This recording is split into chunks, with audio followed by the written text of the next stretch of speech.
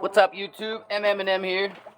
I am going to be doing the head gaskets on my 97 Mustang. I've got about 3 hours. I'm going to go as quick as I can. But I do have my trusty Chilton's manual, my new head bolts, and my trusty Felpro gasket kit. Let's get started.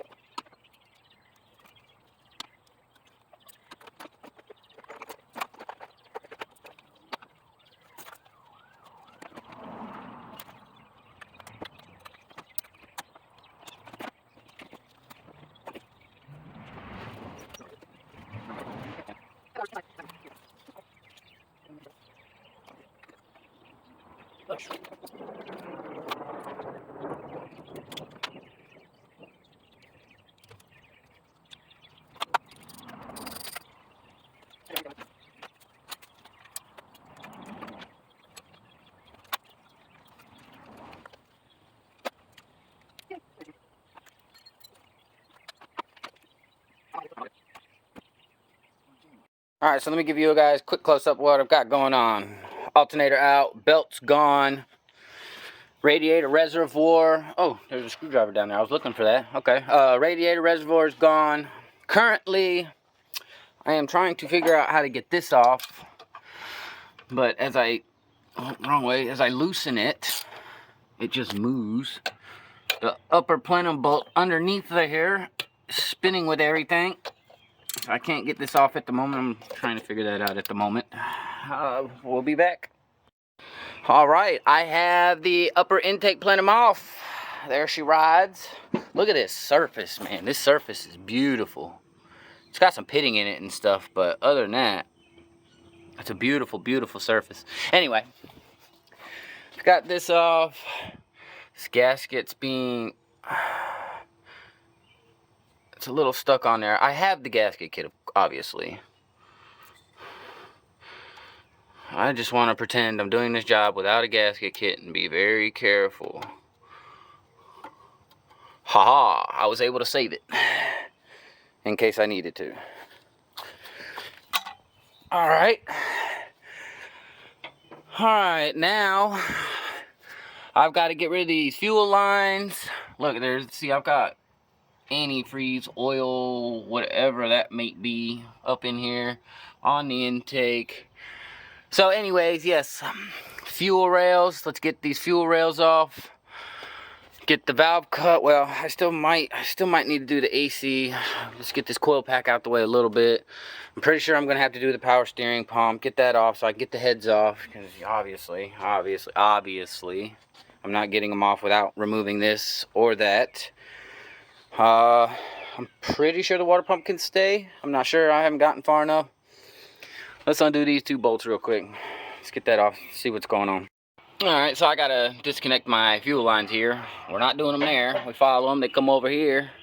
Those are my connectors to disconnect. And long and behold, Mom and I went somewhere and picked up a bunch of junk for $200. And I remember seeing these. I have what I need to remove my fuel lines. Very nice. Multi-fuel line remover tooler thinger. So I just said all those fancy things about this tool I remembered having, and I don't need it.